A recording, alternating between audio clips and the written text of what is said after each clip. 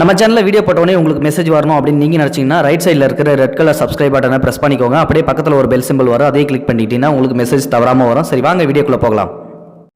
வணக்க நண்பர்களே, ஒரு மிகப்பெரிய அழகான சேவல் ஒன்று இருக்குது. அதோட நடையும் அழகான பல வண்ண சிறகுகளையும் பார்க்கணும் ரொம்ப அழகா இருக்கும். அதோட அந்த சிவப்பான கொண்டையும் கண்கொள்ளா காட்சியோட இருக்கும்.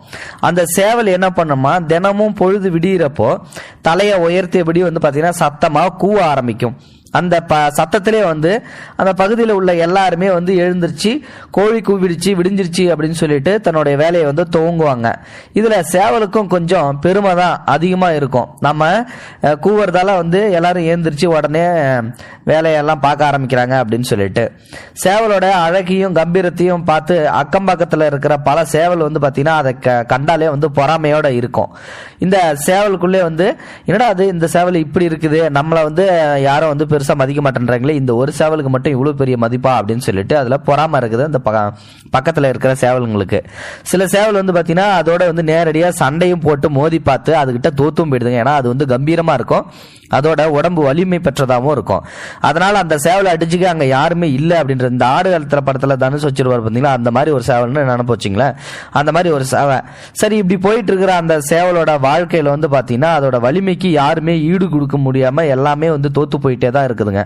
எப்பவே இப்ப என்னடா பண்றது அப்படின்னு சொல்லிட்டு மற்ற சேவல்லாம் பாத்தீங்கன்னா ரொம்ப பொறாமப்படும். ஏன்னா இந்த ஏரியாவுக்கே முடிசூடா மன்னனா இருக்கிறது அந்த சேவல் ஒண்ணுதான், அதை மட்டும் நம்மளால ஜெயிக்கவே முடியல அப்படின்னு சொல்லிட்டு இப்போ அந்த சேவல்கிட்ட மோதி மோதி தோத்து போன ஒரு சேவல் ஒரு கொஞ்சம் தந்திரமான வேலை செய்ய பண்ணுது. அது ஏற்கனவே குறுக்கோளியில் போயிட்டு நிறைய வேலையை செய்யக்கூடியது தான்.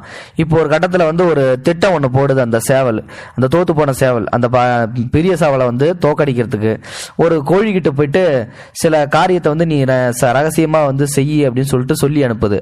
அப்போ அந்த கோழியும் நேராக போயிட்டு அந்த சேவல் கிட்ட போய் இந்த மாதிரி சொல்ல ஆரம்பிக்குது. சேவலே, உன்ன மாதிரி அழகும் வலிமையும் உள்ளவங்க இந்த வட்டாரத்திலே கிடையாது, இந்த ஊரையே நீ தான் கூவி எழுப்பி விடுற.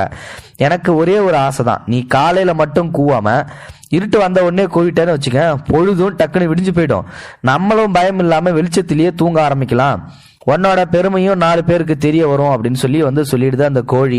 இதை கேட்ட சேவலுக்கு தலைக்கால் புரியாம ஆடிக்குது. தலைக்கணம் நிறைய மேலே ஏறிக்கிட்ட உடனே, அப்படின்னா நம்ம கூவிதான் பொழுது விடியுதா, சூரியனை கட்டுப்படுத்துற அளவுக்கு நமக்கு அதிகாரம் இருக்குதான்னுட்டுக்கு ஓகே அப்படின்னு சொல்லிட்டு இந்த சேவல் தவறான ஒரு முடிவை எடுத்துக்கிட்டு, இவ்வளவு நாள் இது நமக்கு தெரியாம போச்சே, சரி போகட்டும், இன்னிலிருந்து நம்ம அதிகாரத்தை கையில் எடுத்துக்கிட்டு ஆரம்பிப்போம், இருட்டட்டும் பார்த்துக்கலாம் அப்படின்னு சொல்லிட்டு இருட்டுற வரைக்கும் காத்துக்கிட்டே இருக்குது அந்த கர்வம் கொண்ட சாவல். இப்போ மொல்ல சாயந்தரம் வந்துருச்சு, அப்படியே இருட்டவும் ஆரம்பிச்சிருச்சு. அப்படியே அந்த இருள் தொடங்கி அந்த ஒரு நேரத்தில் பாத்தீங்கன்னா இந்த ஊரே இப்ப என் சக்தியை பார்க்க போகுது பாருங்க அப்படின்னு சொல்லிட்டு, இனி நான் தான் ராஜா அப்படின்னு சொல்லிட்டு இந்த இருளை நோக்கி அந்த சாவல் கூரை மேல ஏறி நின்று கூவ ஆரம்பிக்குது. ஆனா சூரியன் வரவே இல்லை. திருப்பி மேற்கொண்டு இருட்டி பாத்தீங்கன்னா பொழுது விடியவே இல்லை. திருப்பி சாவல் கூவிட்டே இருக்குது. இப்போ கூவிட்டே இருக்கிற சாவலோட குரல் அப்படியே கம்பி போயிடுது. குரல் மக்கி போய் கடுமையான தொண்டவலி தோல்வி எல்லாம் மன உளைச்சல்ல தூங்கி போயிடுது அந்த சேவல். சாவலோட இந்த மாற்றத்தை தெரிஞ்சுக்கிட்ட அந்த வீட்டுக்காரன் பாத்தீங்கன்னா ரொம்பவும் சோர்ந்து போயிடுறான். இந்த சாவை கத்தண்டால அவனுக்கு தூக்கம் வரமாட்டேன்ருச்சு.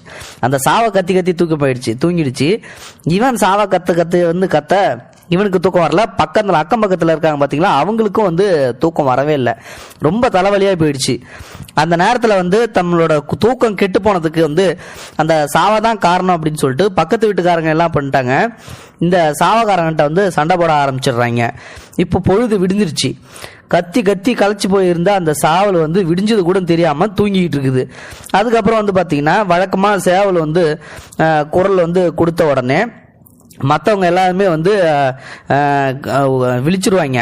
ஆனால் இந்த தடவை அந்த சாவல் கூவவே இல்லையா. மற்ற சாவல் கூவனதை கேட்ட உடனே மற்ற ஆளுங்க எல்லாருமே ஆச்சரியப்பட்டாங்க, என்னடா அது அந்த சாவல் இன்னைக்கு கூவவே இல்லையே அப்படின்னு சொல்லிட்டு. அதுக்கப்புறம் அவங்க அந்த வீட்டு ஆளுங்கள்ட்ட என்னாச்சு, உன் சாவல் காலைல கூவவே இல்லை, நைட்டு ஃபுல்லாக கத்திக்கிட்டே இருந்ததுன்னு சொல்லிட்டு அக்கம் பக்கத்துக்காரங்க எல்லாருமே போயிட்டு கேட்கும்போது உடனே அப்போ நேற்று நைட்டுக்கு ஃபுல்லாக அந்த சாவலுக்கு பேய் பிடிச்சிருக்குது போல, அந்த சாவல் கத்திக்கிட்டே இருந்திருக்குது, நான் நான் சொன்னல அப்படின்னு சொல்லிட்டு அவங்க வீட்டுக்காரங்க அம்மாட்ட போயிட்டு நான் சொன்னல அந்த சாவலுக்கு வந்து பேய் தான் முடிச்சிருக்குது, நைட்டு ஃபுல்லாக வந்து அந்த சாவை கொல்லேன்னு கத்திக்கிட்டே இருந்தது, ஆனால் காலையில் பொழுது விடிஞ்சது கூட தெரியாமல் வந்து தூங்கிட்டு இருக்குது, அதுக்கு பேய் தான் முடிச்சிருக்குது அப்படின்னு சொல்லிட்டு அந்த சாவலை வந்து அடித்து கொன்னுட்டான். அதுக்கப்புறம் மற்ற சாவலும் எல்லாமே என்ன பண்ணுதுன்னா அந்த சாவலை வந்து கொல்ல போகும்போது பார்த்துட்டு பயங்கரமாக சிரிக்குதுங்க. என்றைக்குமே ஒருத்தங்கிட்ட ஒரு திறமை இருக்குது அப்படின்னா அந்த திறமையை வச்சுக்கிட்டு அவன் கடைசி வரைக்குமே வந்து அதை ஃபாலோ பண்ணி ஓட்டணுமே ஒழிய நம்மகிட்ட தான் பெரிய திறமை இருக்குது அப்படின்னு சொல்லிட்டு அந்த கர்வத்தை தலைமையில தூக்கி என்னைக்கு வைக்கிறானோ அன்னைக்கே அவனுடைய அழிவு காலம் வந்து ஆரம்பிச்சிடும். அதனால தான் அந்த சாவலும் வந்து இப்போ அழிஞ்சுது. அந்த கோழியோட பேச்சை கேட்காம வழக்கம் போல இருந்திருந்ததுன்னா இந்த சாவல் வந்து தப்பிச்சிருந்துருக்க வேண்டியது. அது ஒரு வார்த்தை சொல்லிடுச்சேன்னு சொல்லிட்டு இந்த சாவலுக்கு வந்து ரொம்ப கர்வம் ஏறி போய் தன்னுடைய அந்த என்ன நிலைமையில் இருக்குன்னு சொல்லி தெரியாமலே வந்து அது தலைகால் புரியாமல் அந்த செயலை செய்யவும் தான் இன்னைக்கு கோழி வந்து இறந்து போயிடுச்சு. இந்த வீடியோவிலிருந்து மனுஷங்களுக்கும் அதே மாதிரி தான் வந்து ஒரு விஷயத்தில் நீங்கள் ஒரு கில்லாடியாக இருந்தீங்க அப்படின்னா அதை வச்சு நீங்கள் யூஸ் பண்ணிக்கணுமே ஒழிஞ்சு அதனால தலைகால் புரியாமல் வந்து ஆடக்கூடாது, தலக்கணமாக இருக்கக்கூடாது. இந்த வீடியோ பிடிச்சிருந்தா லைக் பண்ணுங்கள், உங்கள் ஃப்ரெண்ட்ஸ்களுக்கு ஷேர் பண்ணுங்கள், கூடவே நம்ம சேனலையும் சப்ஸ்கிரைப் பண்ணுங்கள். தேங்க்யூ ஃபார் வாட்சிங். இது போன்ற செய்திகளை உடனுக்குடன் நீங்கள் தெரிந்து கொள்ள மறக்காமல் எங்களுடைய சேனலை சப்ஸ்கிரைப் செய்யவும், கூடவே பக்கத்தில் வரும் பெல் ஐக்கானையும் கிளிக் செய்யவும்.